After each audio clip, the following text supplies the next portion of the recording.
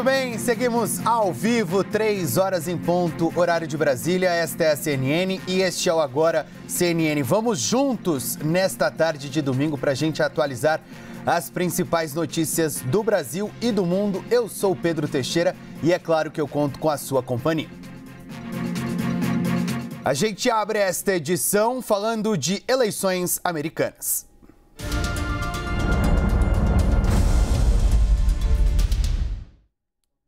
Doadores da campanha do presidente dos Estados Unidos, Joe Biden, estão preocupados depois do desempenho do democrata no debate contra Donald Trump. Enquanto isso, a expectativa é que a Suprema Corte decida em breve sobre a imunidade de Trump. Quem tem mais informações é a Mariana Jangiacomo, que já está ao vivo com a gente, direto de Nova York. Boa tarde, Mariana.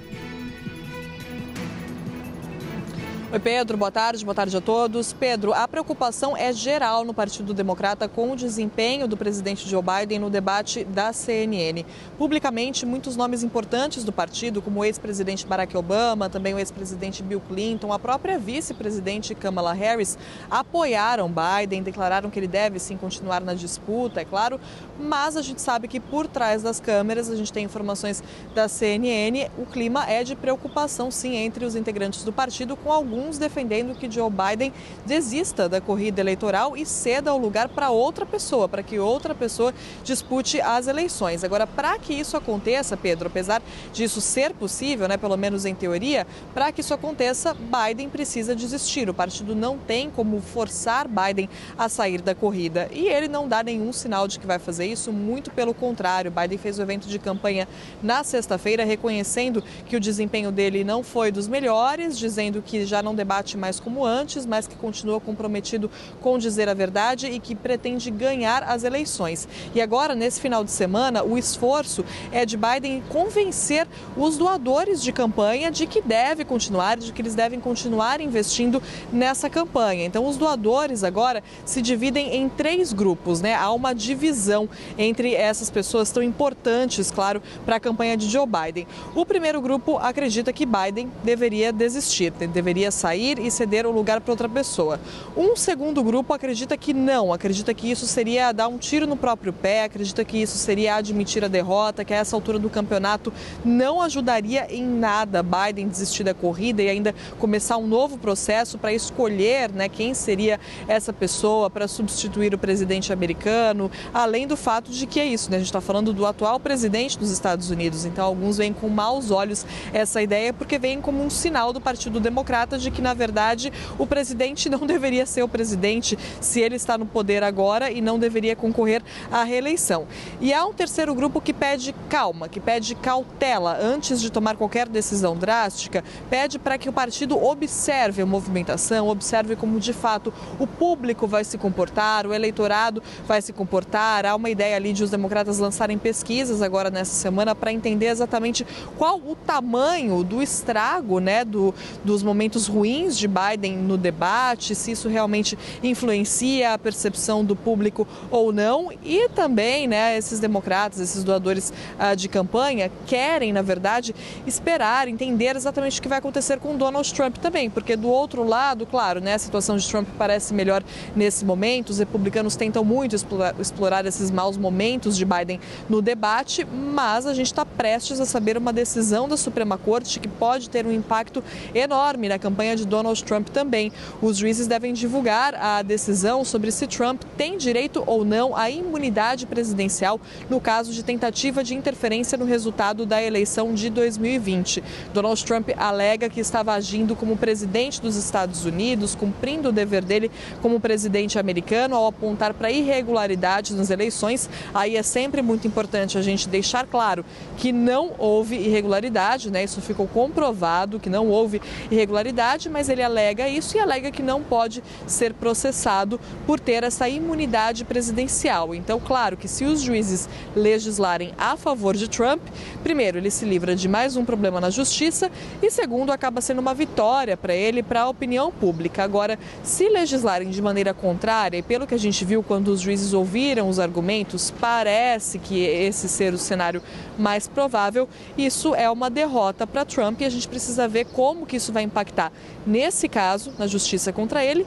e na opinião pública, na percepção do eleitorado. Por isso, há muita expectativa sobre essa decisão da Suprema Corte. Lembrando também, claro, que Trump já é condenado criminalmente, né? O primeiro presidente americano na história dos Estados Unidos a ser condenado criminalmente pelo caso aqui em Manhattan de ocultação de registros financeiros para tentar esconder o caso sexual com a atriz de filmes pornográficos Stormy Daniels.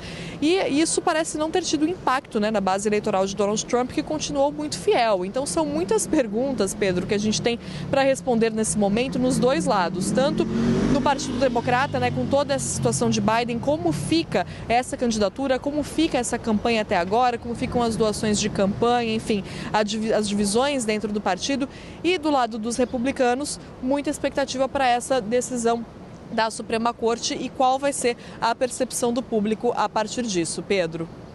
Deixa eu seguir com você, Mariana, só para você trazer mais um detalhe da percepção, especialmente dos políticos americanos e da imprensa aí dos Estados Unidos. Por exemplo, eu li um editorial do New York Times na última sexta-feira defendendo que o Biden fosse retirado da disputa das eleições, fazia uma série de pontuações, dizia inclusive que o presidente dos Estados Unidos não era o mesmo das eleições passadas. Mas eu queria que você trouxesse também para além das eleições, qual a percepção da população dos Estados Unidos, dos políticos, dos jornalistas, com relação ao desempenho do Joe Biden no debate, mas trazendo um pouco para as questões do país. Afinal de contas, ele segue presidente dos Estados Unidos e o desempenho no debate preocupou, de certa forma, a população americana, e ele tem ainda mais, pelo menos, 6 meses de mandato como presidente dos Estados Unidos, independentemente das eleições de novembro, né, Mariana? Pois é, Pedro, uma coisa interessante desse debate, né, e mais uma coisa inédita, né, dessas eleições, um elemento inédito aí desse cenário eleitoral, é que foi um debate com 2 presidentes americanos, né? Então, um, o atual presidente, e o outro, ex-presidente dos Estados Unidos. Ou seja, o público já conhecia essas 2 figuras muito bem, e é importante mesmo isso que você ressaltou, que Biden é o presidente, então ele está sendo avaliado durante todo o tempo, né? Claro que chamou muito a atenção a questão do debate, mas ele está sendo avaliado todos os dias na prática, né? Sempre uma campanha de reeleição acaba sendo um plebiscito sobre o mandato do presidente, né? Sempre é assim. E aí, se as pessoas estão insatisfeitas, elas tendem a votar na oposição. E é isso que apontam as pesquisas aqui nos Estados Unidos. A população de Biden, a popularidade, de Biden é baixíssima. Ele conta com menos da metade do apoio, com apoio de menos da metade da população. O calcanhar de Aquiles dele foi a economia, né? A inflação avançando a um nível recorde, e os americanos sentiram isso pesar no bolso. Aliás, não só os americanos, todo mundo que mora aqui nos Estados Unidos percebeu isso, percebeu esse aumento dos preços, e a economia sempre é um dos fatores mais importantes, é claro, tanto que o próprio Trump também começou a ser prejudicado por isso no final do mandato dele, né? A economia dos Estados Unidos já começou a ser muito prejudicada, claro, pela situação da pandemia, então isso também contou para a vitória de Biden lá atrás, em 2020. Então, olha só que interessante, né? Realmente como a economia tem todo esse poder, mas não é só isso também. A gente também teve outras questões como a imigração, que virou um problemão nas mãos de Joe Biden, né? Com um número recorde de imigrantes tentando entrar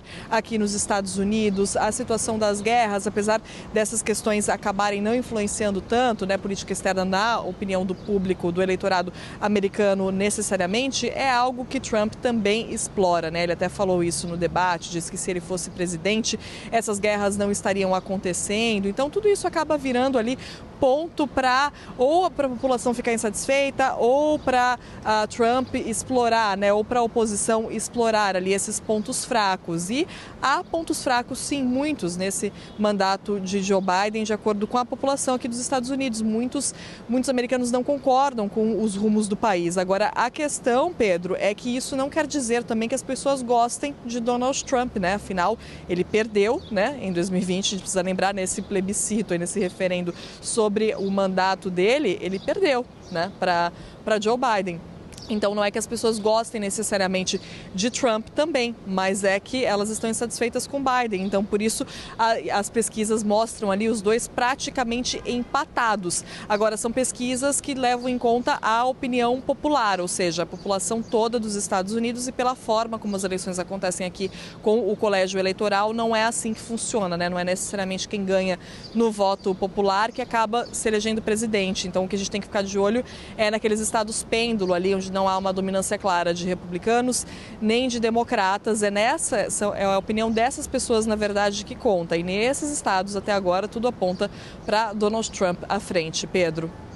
Ainda tem muita coisa para ser debatida e avaliada até o dia 5 de novembro, data das eleições nos Estados Unidos. E é claro que a Mariana vai seguir atualizando todas essas informações aqui na nossa programação. Obrigado, bom trabalho para você em Nova York.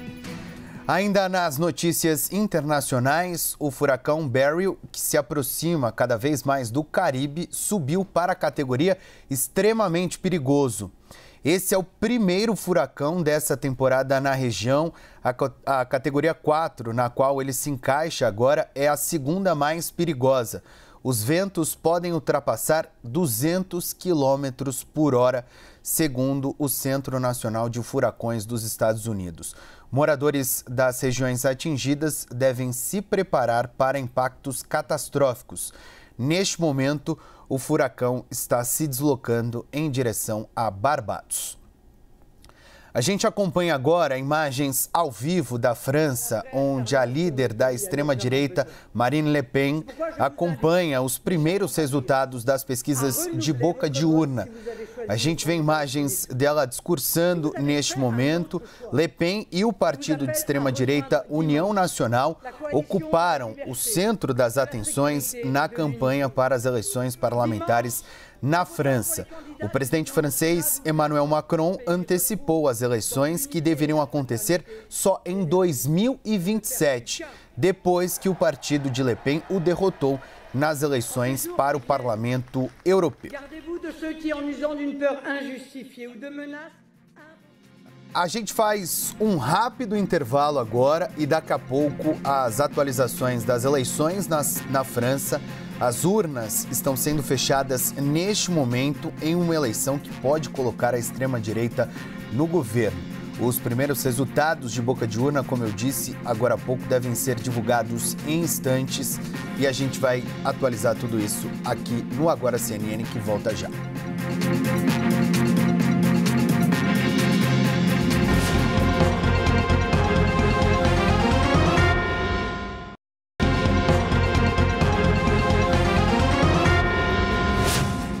3h16, nós estamos de volta e a Polícia Civil da Bahia investiga a morte de um fisiculturista de 22 anos.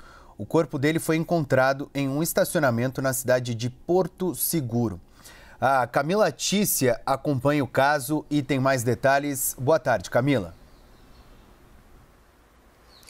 Oi, Pedro. Boa tarde a você e a todos. Pois é, seguimos daqui acompanhando este caso misterioso. O corpo do fisiculturista foi encontrado logo cedo na manhã de ontem em Porto Seguro, no extremo sul aqui da Bahia. De acordo com a Polícia Civil, Salomão Mani, de 22 anos, foi morto e encontrado ao lado de uma motocicleta no estacionamento de uma cabana de luxo na praia, em um local completamente diferente de onde ele teria sido morto na última sexta-feira, ou seja, ele foi morto em um local e o corpo dele foi levado para este estacionamento na cabana de luxo em uma praia em Porto Seguro. Segundo foi apurado, o jovem foi atingido por cerca de 5 disparos. Ele não tem passagem pela polícia, mas o caso foi registrado na Delegacia Territorial de Porto Seguro. Portanto, a polícia segue com as investigações, tentando apurar por que ele teria sido morto, qual o motivo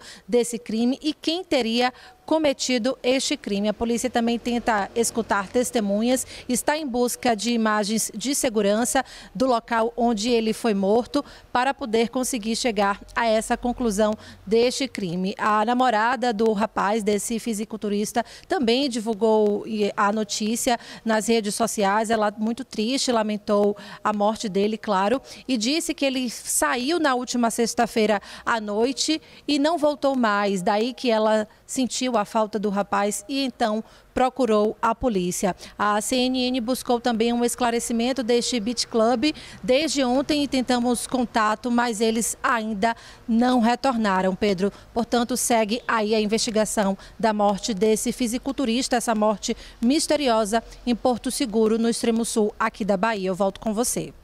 Tá certo, Camila. Obrigado pelas suas informações e que a polícia possa, o mais rapidamente, concluir estas investigações. A gente vai falar agora de mais um acidente envolvendo um carro de luxo que acabou com morte em São Paulo. Dessa vez, uma Mercedes atingiu uma moto e um motociclista não resistiu. O Renan Fiuza está aqui comigo e tem mais informações. Boa tarde, Renan. Tudo bem, Pedro? Ótima tarde para você e para todo mundo que está com a gente aqui na CNN. Estamos falando de mais um acidente envolvendo um carro de luxo que, segundo os primeiros relatos, esse carro de luxo estaria acima da velocidade permitida. Dá uma olhada nas imagens que a gente traz para vocês agora aqui na CNN. Olha só o que sobrou da motocicleta. Essa moto ela era pilotada por Gregory Rodrigo da Silva, 39 anos. Ele, segundo ainda as informações que constam no boletim de ocorrência, estava trafegando na via preferencial quando passou por um cruzamento e essa Mercedes, avaliada em mais de R$150 mil, cruzou por essa via, por esse entroncamento, esse cruzamento das ruas e aí acabou atingindo o motociclista direto. Ele acabou, infelizmente, morrendo no local. O serviço de resgate foi até lá, mas infelizmente quando chegaram, esse motociclista já estava sem vida. Inclusive ele já foi velado e enterrado. Com relação ao motorista da Mercedes, um jovem de 24 anos que estava acompanhada da namorada, 21 anos, ela também ficou ferida, precisou ser resgatada. Bom, esse homem foi realizado o teste do bafômetro e, segundo consta, não estava apresentando sinais de embriaguez, Pedro, e o pessoal que está com a gente aqui na CNN. Mesmo assim, ele foi conduzido ao 8º Distrito Policial, que fica aqui na capital paulista, também no centro de São Paulo, ali na região do Bom Retiro, prestou um longo depoimento. E aí vocês me perguntam, mas o que aconteceu com esse motorista? Ele pagou fiança de R$10 mil e foi liberado. O caso foi registrado como homicídio culposo e também lesão corporal culposa. Como eu havia dito, Gregory, de 39 anos, que pilotava essa moto que vocês acompanham nas imagens, ele acabou morrendo no local. Já o motorista pagou fiança de R$10 mil e foi solto. Obviamente agora se inicia todo o processo de investigação, câmeras de monitoramento, tudo que possa ajudar a entender a dinâmica desse acidente vai corroborar com a investigação para saber, sobretudo, se esse motorista estava realmente dirigindo numa velocidade acima da permitida. Fato é que, segundo testemunhas, já há relatos que ele não teria parado nesse cruzamento e aí acabou atingindo a motocicleta que, segundo ainda relatos, acho que é bom a gente pontuar, porque tudo ainda é muito preliminar nessa investigação, a moto estaria na preferencial quando essa Mercedes acabou cruzando pela via e atingiu em cheio o motorista, que não teve tempo nem inclusive de desviar, frear ou ter qualquer tipo de atitude ali para desviar do carro que passava e acabou atingindo ele em direto. Fato é que agora a gente tem as investigações andando, imagens de monitoramento vão ajudar, claro, e toda a perícia que foi feita nesse local. Mas, Pedro, eu chamo a atenção mais uma vez. As imagens são fortes, Dá uma olhada no estado que sobrou dessa moto e ali também a Mercedes, um carro avaliado em mais de R$150 mil. Airbags me parecem ali abertos, tamanha a violência desse impacto, Pedro. Renan, e acho que vale uma atenção especial das autoridades de São Paulo, da cidade, do estado, sobre o grande número de acidentes que tem acontecido na cidade, especialmente com carros de luxo. A gente não sabe a circunstância em que esse acidente aconteceu, se o motorista dessa Mercedes estava em alta velocidade ou algo do tipo. Isso precisa ser investigado, mas tem acontecido muitos acidentes na cidade. Em circunstâncias como essa, esse acidente tirou a vida de uma pessoa que estava nessa moto, o Gregory, mas as autoridades precisam investigar e promover campanhas de conscientização, porque tem acontecido quase que semanalmente incidentes envolvendo carros de luxo, algumas vezes em alta velocidade, aí na cidade de São Paulo, né, Renan? Vale uma atenção especial das autoridades para esse caso. Vale uma atenção muito mais especial, né, quando a gente fala, sobretudo, de finais de semana, alguma campanha, né, a respeito disso, porque a gente trouxe, há pouco tempo, acompanhamos, né, Fernando Sastre, empresário, aqui na capital paulista, que acabou atingindo a mais de 156 km por hora. O motorista de aplicativo, o carro onde esse motorista estava, depois a gente trouxe todas as repercussões desse caso, e aí, obviamente, agora tivemos, inclusive, na semana passada, na última sexta-feira, a primeira audiência de instrução. Ele dirigia em alta velocidade, foi também no final de semana. E agora, mais uma vez, a gente traz uma tragédia, né? Mais um acidente de trânsito envolvendo carros de luxo. Se porventura, né, for realmente efetivado que esse motorista estava dirigindo em alta velocidade, né, fato é que temos mais uma triste história para relatar aqui. E que um desfecho, né? Um motociclista, 39 anos, acabou vindo a falecer. Enfim, algo precisa ser feito, Pedro. Você tem razão, Renan. Obrigado pela sua participação. Bom trabalho para você aí em São Paulo. A gente segue em São Paulo porque a Defesa Civil da cidade vai reabrir hoje um abrigo para receber pessoas em situação de vulnerabilidade. A iniciativa acontece em meio à queda de temperatura lá em São Paulo e o Diego Mendes tem detalhes da temperatura e também dessa ação da Defesa Civil da cidade de São Paulo. Boa tarde, Diego, seja bem-vindo. Boa tarde, Pedro. Boa tarde a todos que estão nos assistindo agora nesse domingo aqui em São Paulo de frio, muito frio. Aqui na Paulista, agora há pouco, os termômetros estavam marcando 13 graus. Agora, nesse momento, eu estava olhando ali, está 15 graus. Não vai passar disso, a máxima vai ser de 15 graus. E por conta desse frio excessivo que começou a fazer aqui em São Paulo, a Defesa Civil abriu hoje um abrigo solidário para pessoas de vulnerabilidade, pessoas aí que moram na rua, né? O local ele fica aqui no centro de São Paulo, ali na estação Pedro II, e oferece para essas pessoas cobertor, colchão, um jantar, um café da manhã. Então a pessoa tem que chegar lá e fazer a solicitação para passar as noites lá. Ele abriu hoje e vai ficar aberto até terça-feira, que é quando a previsão mostra que o frio vai continuar aqui na capital. Até terça-feira as temperaturas vão ficar baixas aqui em São Paulo, então as pessoas têm que se agasalhar. Amanhã a temperatura pode chegar até 11 graus, os termômetros não vão subir muito não, então todo o cuidado para o frio é pouco, então quem está na rua tem essa opção do abrigo solidário. A gente acompanha como vai ficar toda essa ação e como vai ficar o frio nos próximos dias aqui em São Paulo, Pedro. Tá certo, Diego, atenção especial para as pessoas em situação de rua, que são as que mais sofrem com a queda da temperatura em várias regiões do país. Obrigado, bom trabalho para você aí em São Paulo.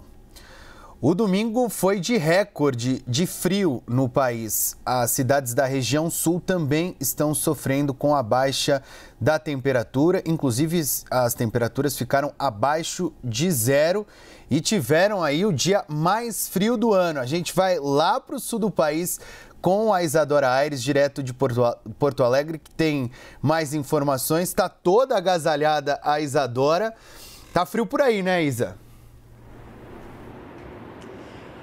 Tá muito frio, Pedro. Hoje foi o dia mais frio do ano, como você falou. Eu até coloquei uma luvinha. Antes eu tava sem luva, até tive que colocar uma luva, porque agora quando o sol vai se pondo, né? A gente já tá aqui num local que já tem bastante sombra, apesar de ainda ter sol em alguns pontos. O frio já se mostra muito mais, né? Sem o sol, pra gente conseguir se aquecer um pouco. Tem muito vento, um vento forte que passa cortando, tá realmente muito frio por aqui. Como você disse, hoje foi o dia mais frio do Brasil. Brasil, né? O dia mais frio do ano até agora no Brasil, com temperaturas abaixo de zero nos 3 estados da região sul, Rio Grande do Sul, Santa Catarina e Paraná. De acordo com o Instituto Nacional de Meteorologia, 33 municípios registraram temperaturas negativas. O lugar mais frio foi em São Joaquim, Santa Catarina. A prefeitura registrou menos 7,8 na região de Caminhos da Neve. A gente tem imagens de lá para mostrar, são imagens muito lindas e que a gente chega até a duvidar que isso acontece mesmo no Brasil, no mesmo momento que a gente tem, por exemplo, festas juninas e muito calor no nordeste do país. A gente vê um lago congelado, folhas congeladas, é realmente uma imagem que é muito bonita e também muito impressionante. Lá foi o mais frio do Brasil no dia de hoje, às 7 da manhã, com menos 7,8. E aí depois, por volta do meio-dia, o Caminhos da Neve chegou a marcar a sensação de 19 graus negativos. Estava 5 graus positivos na realidade, mas a sensação por lá era de 19 graus negativos. Aqui no Rio Grande do Sul, a cidade mais fria, também temos imagens para mostrar, foi São José dos Ausentes, onde marcou menos 4,5. Aqui em Porto Alegre, de acordo com a medição mais baixa, né, a medição dos termômetros mais baixos chegou a 4 graus. Nesse momento está fazendo 12 graus, mas ainda bem frio por aqui, Pedro. As imagens são lindas, Isadora, mas a temperatura é bastante gelada e as pessoas precisam se agasalhar e se proteger, especialmente lá no sul do país. Bom trabalho para você em Porto Alegre. E o clima tá quente nas eleições lá na França. A gente vai direto para Paris porque as urnas foram fechadas agora há pouco e a contagem de votos já começou. Quem tem as informações é a Priscila Yasbeck, ao vivo direto de Paris. Bem-vinda, Priscila. Boa tarde. Oi, Pedro, boa tarde a todos que nos acompanham. As pesquisas de boca de urna já trazem uma indicação de como deve ficar o resultado das eleições, com 33% dos votos aparece na liderança o partido de Marine Le Pen, União Nacional. No segundo lugar aparece aquela união de 4 partidos de esquerda, Nova Frente Popular, com 28% dos votos. E no terceiro lugar o partido de centro de Emmanuel Macron, atual presidente da França, com 22% dos votos. Então, o que as pesquisas de boca de urna indicam, e aqui na França, essas pesquisas de boca de urna normalmente já trazem uma indicação muito precisa do resultado, é que, de fato, a extrema-direita vence as eleições no primeiro turno na França. Lembrando que o segundo turno acontece no final de semana que vem, e aí é que a gente vai ter uma ideia de como fica a composição do parlamento, da Câmara Baixa do parlamento francês, que é o equivalente à Câmara dos Deputados no Brasil. Para trazer um contexto dessas eleições, as eleições foram antecipadas pelo presidente francês Emmanuel Macron depois da derrota do seu partido nas eleições europeias no dia 9 de junho, depois que o seu partido ficou com metade dos votos do partido de Marine Le Pen, da líder de extrema-direita. Macron resolveu fazer uma aposta arriscadíssima. Ele resolveu, então, convocar eleições antecipadas, dissolver a Assembleia Nacional e convocar essas eleições antecipadas que acontecem agora. Foram só 3 semanas de campanha nas eleições mais curtas da Quinta República, desde a instalação da Quinta República aqui na França, e essas eleições devem ser marcadas por essa possibilidade muito grande de uma entrada da extrema-direita, então, no poder. Só para explicar como que vai acontecer, então, o segundo turno. No primeiro turno, vencem aqueles deputados que tiverem mais de 50% dos votos. Isso é muito raro, então o mais provável é que a cada distrito são 577, portanto, 577 cadeiras no parlamento. Para cada distrito, cerca de 2 ou 3 deputados passam ao segundo turno. E aí o que acontece aqui no primeiro turno, assim como nas eleições presidenciais no Brasil, as pessoas votam naqueles candidatos que são os candidatos da sua preferência. E aí no segundo turno, algumas delas mudam o voto por causa do chamado voto útil. Elas veem que, por exemplo, algum partido está na liderança e resolvem fazer um voto para tentar tirar aquele partido que está na liderança ou vice-versa. Então, nem sempre o resultado do primeiro turno traz exatamente a antecipação do resultado do segundo turno. O segundo turno pode trazer uma diferença em relação ao primeiro. Mas se no segundo turno for confirmada a vitória do partido de Marine Le Pen e se instala aqui na França o que é o chamado governo de coabitação, quando o presidente e o primeiro-ministro são de campos opostos. Isso pode acontecer com essa vitória, essa possível vitória da extrema-direita, do partido de Marine Le Pen, e Marine Le Pen já disse que, se isso acontecer, quem vai ser o indicado do partido para assumir o posto de primeiro-ministro é Jordan Bardella, que tem 28 anos, e ele é responsável por reformular a imagem do Rassemblement National, o RN, como se diz em francês, União Nacional, na tradução em português. Ele que fez uma campanha muito baseada nas redes sociais, usou muito TikTok, e é visto como uma liderança que conseguiu rejuvenescer o partido de Marine Le Pen e tirar uma imagem do partido de uma imagem mais radical. Então, essas são algumas das perspectivas. A gente segue acompanhando, claro, tudo sobre as eleições aqui na França, as eleições legislativas. O resultado oficial deve sair por volta das 23 horas até meia-noite do horário local aqui. Agora são 8 horas, então, portanto, daqui cerca de 3 a 4 horas. Eu volto com você, Pedro.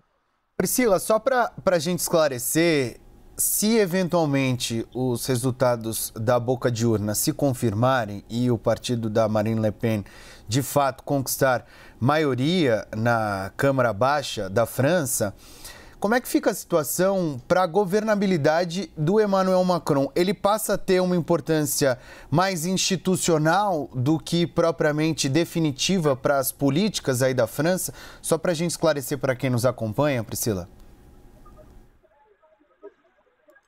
Pedro, aqui na França, o regime político é um sistema semipresidencialista. Então, existe a figura do presidente, que é Emmanuel Macron, que já disse que mesmo que ele saia derrotado nessas eleições, ele não vai renunciar.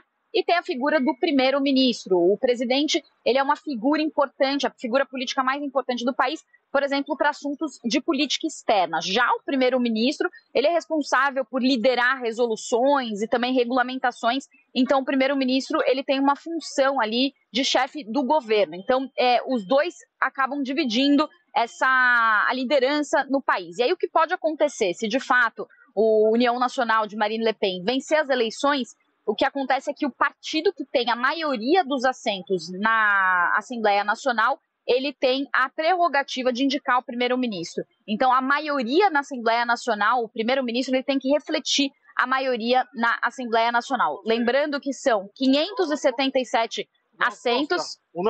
Pardon? C'est la France. Oui. Pardon, monsieur. Oui. Monsieur, je travaille, pardon.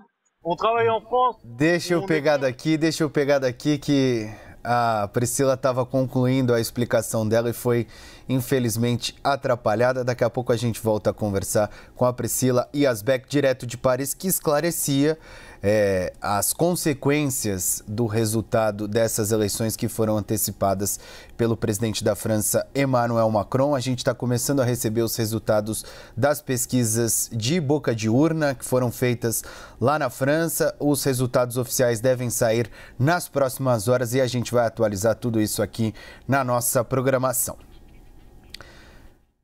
Eu já posso chamar a Priscila novamente, direto de Paris. Conclua então, Priscila, que você foi interrompida, infelizmente. Vamos lá, os ânimos um pouco acirrados aqui nesse dia de eleições, mas vamos continuar. Então, o que eu vinha dizendo, Pedro, é que são 577 cadeiras dentro da Assembleia Nacional. Para que um partido tenha a maioria absoluta, precisa ter 289 assentos ou mais.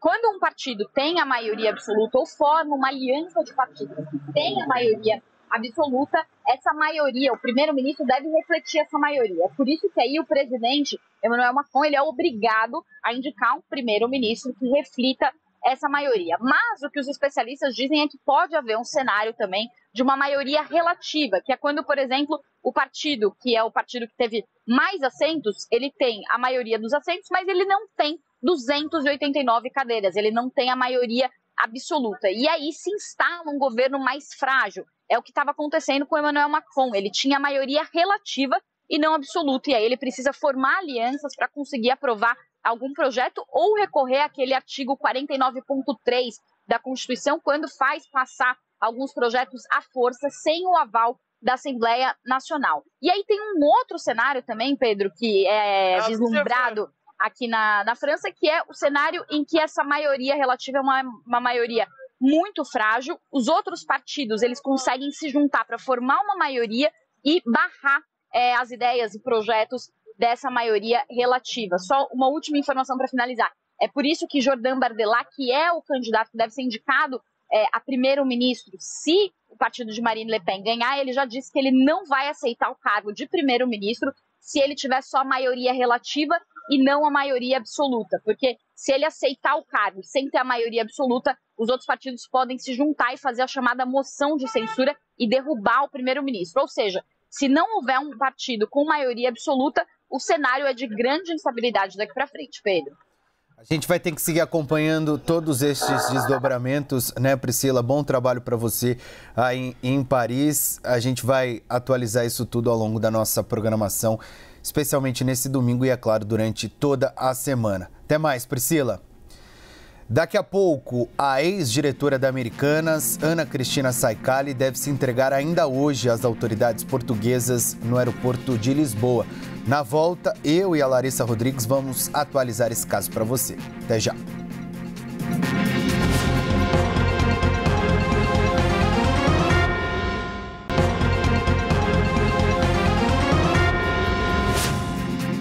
Três horas e 42 minutos, a gente está de volta e a ex-diretora da Americanas, Ana Cristina Saicali, deve se entregar ainda hoje às autoridades portuguesas no aeroporto de Lisboa.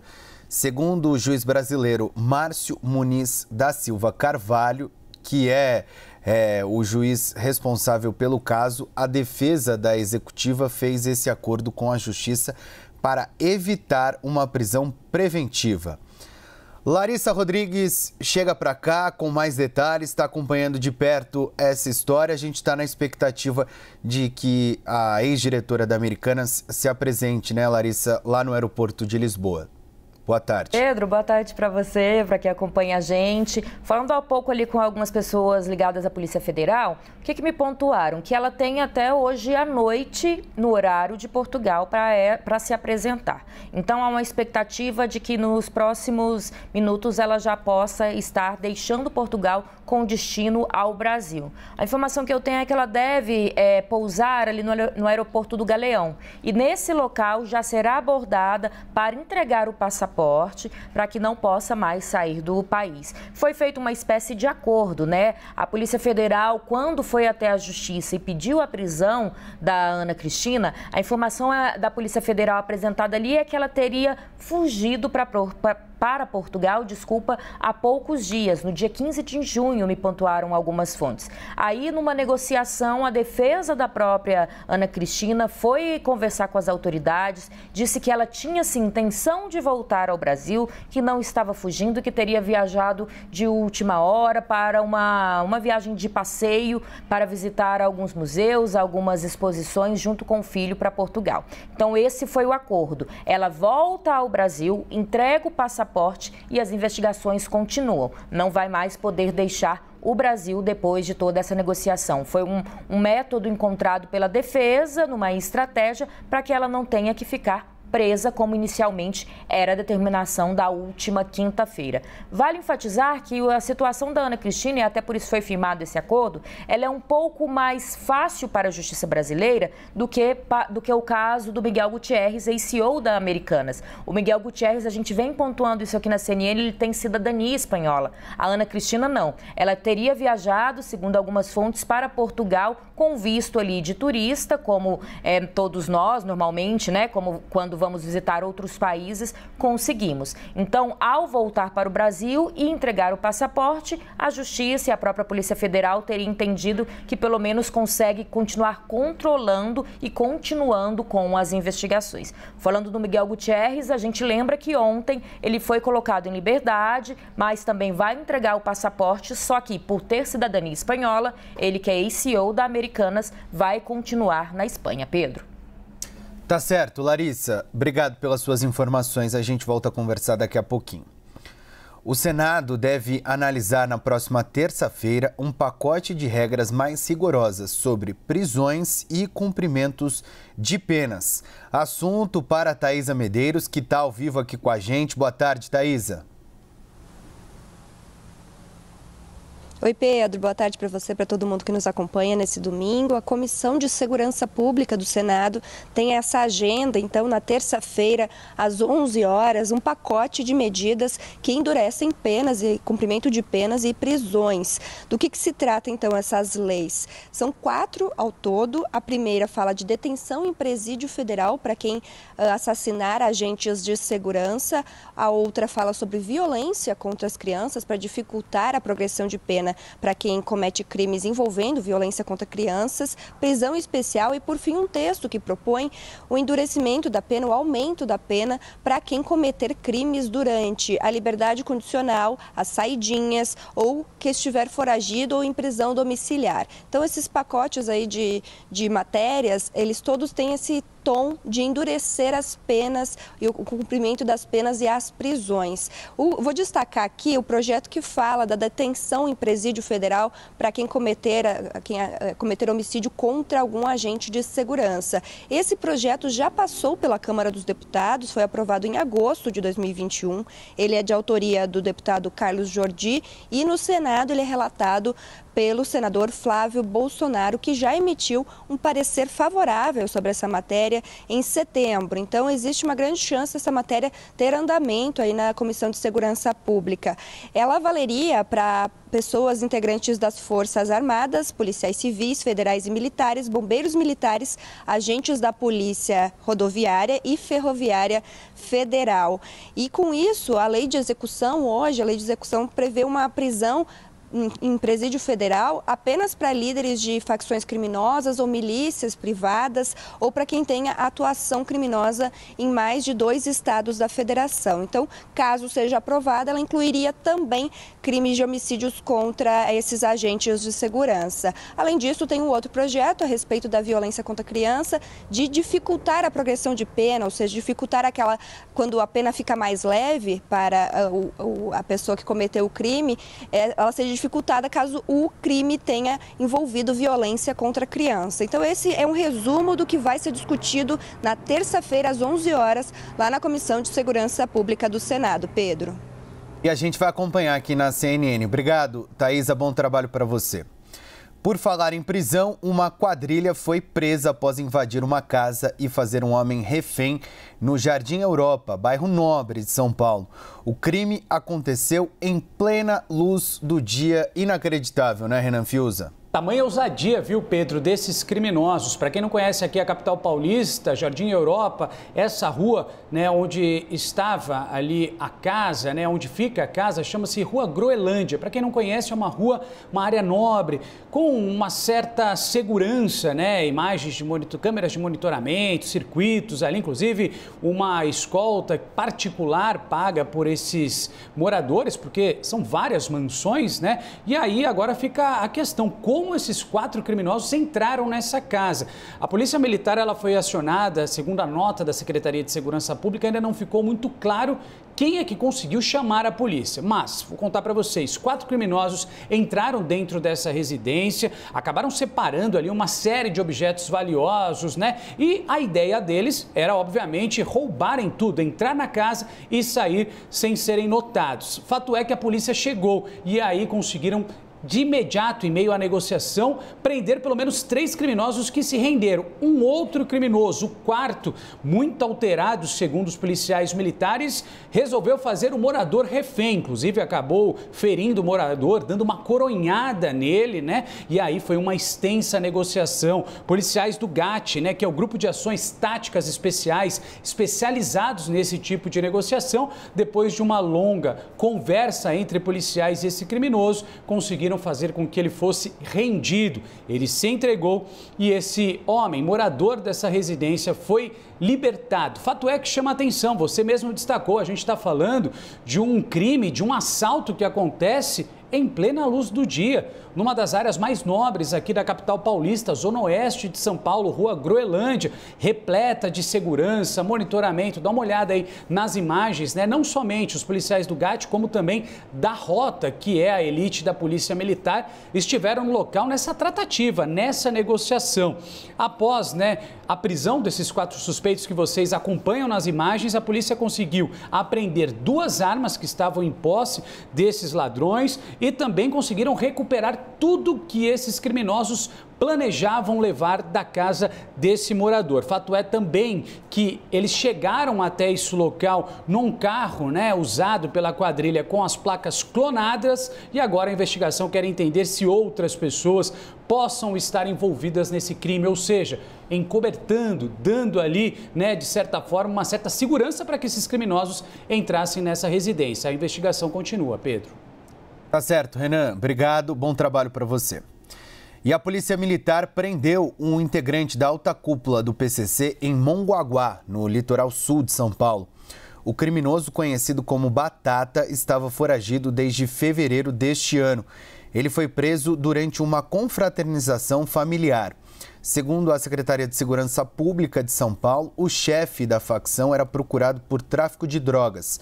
A PM informou ainda que Batata era responsável por coordenar diversas atividades ilícitas dentro do PCC, como o tráfico em Paraisópolis, na capital paulista. O criminoso já esteve detido anteriormente após ser condenado a 10 anos de prisão ao ser flagrado com cocaína. Ele cumpriu 4 anos de detenção e foi solto em junho de 2023 por uma decisão do Superior Tribunal de Justiça que anulou a condenação. Mas a condenação foi reestabelecida pelo STJ 2 meses depois da decisão do órgão. O presidente Lula esteve hoje no Rio de Janeiro para inaugurar um programa de moradia popular. Foi o segundo dia de agenda do presidente pelo sudeste do país. O repórter Rodrigo Monteiro acompanhou e tem mais informações. O presidente Luiz Inácio Lula da Silva participou da inauguração desses apartamentos na favela do Aço, que fica na zona oeste do Rio de Janeiro, no bairro de Santa Cruz. Ao lado de ministros, de outras autoridades, deputados federais, estaduais e do prefeito da cidade do Rio, Eduardo Paes, Lula criticou o ex-governo de Jair Bolsonaro, disse que o ex-presidente abandonou a cidade e também o país, não fazendo obras para as pessoas que mais precisam e também deixando parte do Brasil abandonado. Lula elogiou a gestão do prefeito da cidade do Rio, disse que o prefeito sempre apresenta projetos construtivos e por isso ele investe também muito na cidade, em meio à expectativa da inauguração de outras obras e também do anúncio do vice-prefeito na chapa do Eduardo Paes nas próximas eleições. A favela do Aço, ela foi construída, ela foi se formando ao longo de 50 anos, há mais de 50 anos, depois de uma chuva aqui na Zona Oeste, e hoje está recebendo essas primeiras unidades habitacionais, esses primeiros apartamentos com o investimento da Prefeitura e também do governo federal. A regulamentação da reforma tributária se aproxima da reta final na Câmara dos Deputados. A Thaisa Medeiros está de volta para explicar os principais pontos desse projeto que pode começar a ser votado já nessa semana lá na Câmara dos Deputados, né, Thaisa? Essa é a intenção, Pedro. O presidente da Câmara dos Deputados, Arthur Lira, pretende colocar para votação o quanto antes do recesso parlamentar, essa regulamentação da reforma tributária. Já são 2 meses de discussão nos grupos de trabalho, são mais de um, e agora, então, se aproxima do final. A expectativa é que o relatório seja apresentado na quarta-feira pelos deputados. Então, realmente, depois de muitas décadas de discussão, a reforma tributária agora começa a tomar corpo. O que ainda falta ser feito? É a regulamentação de alguns pontos da reforma, especificamente o que traz de novo, como, por exemplo, o cashback do povo, que é quando se devolve uma parte do dinheiro pago em impostos para abater de conta de luz, de conta de água, de gás. Então, existe essa necessidade de regulamentar como vai funcionar na prática esse cashback. Além disso, também tem que regulamentar a nova cesta básica, que são 15 produtos selecionados aí todos eles, segundo o Ministério da Fazenda, com o intuito de serem de uma alimentação saudável, então produtos que são matéria-prima para fazer outros alimentos. E eles foram selecionados por meio aí desse projeto de lei que deve ir para votação. E por fim, eu destaco aqui o imposto seletivo, que tem sido chamado de imposto do pecado. Ele é um imposto maior para incidir sobre aqueles produtos que são vistos como prejudiciais à saúde. Nisso se inclui cigarros, bebidas alcoólicas, bebidas açucaradas e também bens minerais de extração. Agora, então, os deputados trabalham em 2 grupos de trabalho. Tem esse da regulamentação, que está colocando de pé essas normas para serem votadas no plenário da Casa, e tem o outro que fala a respeito do comitê de gestão. Esses 2 grupos estão trabalhando, estão na reta final. O comitê de gestão ainda tem uma audiência pública essa semana e depois, então, apresenta o relatório. Agora, a regulamentação, de fato, finaliza essa semana com expectativa de votação ainda antes do recesso parlamentar, que começa em 18 de julho. Pedro. Vamos acompanhar, Thaisa. Obrigado pelas suas informações. Bom trabalho. Larissa Rodrigues, a disposição dos deputados para votar essa matéria está grande. Eles estão se reunindo até no domingo na Câmara dos Deputados. Você sabe, Pedro, que quando eu cheguei aqui hoje e me falaram que estava tendo essa reunião, eu falei, não é possível, gente, domingo, meio-dia, mas confirmado com um vídeo no Instagram de muitos dos parlamentares, reunião ali em gabinetes da Câmara dos Deputados, almoço, né, pediram almoço, todas as marmitas ali em cima da mesa. Conversei há pouco com alguns parlamentares desse grupo, é uma força-tarefa mesmo para tentar votar essa regulamentação da reforma antes do recesso, que pela legislação começa em 18 de julho. A expectativa é que nessa semana, até quarta-feira, estão me dizendo, eles apresentem um relatório e na segunda semana de julho consiga votar no plenário da Câmara dos Deputados para terminar o recesso, como prometeu o presidente Arthur Lira, com esse texto sendo aprovado do lado de cá, para no segundo semestre ser, né, aprovado, analisado pelo Senado Federal. E um detalhe que me passaram há pouco, Pedro, é que amanhã esse GT, o Grupo de Trabalho da Reforma Tributária, teria uma agenda com o ministro Fernando Haddad, com representantes da Receita Federal, para poder também decidir ali últimos detalhes antes de encaminhar o relatório final para as mãos dos líderes e do presidente Arthur Lira. Essa regulamentação é importante, precisa acontecer até o fim de 2024, porque tem pontos da reforma tributária, né, Larissa, que passam a valer a partir de 2025. Conversando com os parlamentares, estive, inclusive, há 2 semanas atrás, num jantar com integrantes que estão participando das discussões da reforma tributária, e eles me diziam que 70%, 80% dos pontos apresentados pelo governo seriam mantidos, estavam fazendo pequenos ajustes, alinhando algumas questões ali com relação à reforma tributária, para que também fique do agrado dos parlamentares. Expectativa de votação até o fim do ano no Congresso Nacional. E aí, tanto Rodrigo Pacheco, presidente do Senado, como Arthur Lira, presidente da Câmara dos Deputados, cumprem a promessa que fizeram ao governo, né, Larissa, de concluir essa primeira etapa da regulamentação até o fim deste ano. E é interessante que há uma promessa também do governo encaminhar outras fases da reforma, que seria a reforma da renda, e esse texto ainda não chegou no Congresso Nacional. Mas Arthur Lira tem dito a interlocutores que quer deixar como marca de sua gestão essa reforma, né? Olha, eu fui o presidente da Câmara dos Deputados que consegui, depois de anos de discussão, aprovar a reforma tributária. E pelo que me disseram, essas 2 próximas semanas vão deixar tudo de lado para priorizar a reforma tributária ali na Câmara mesmo, viu, Pedro?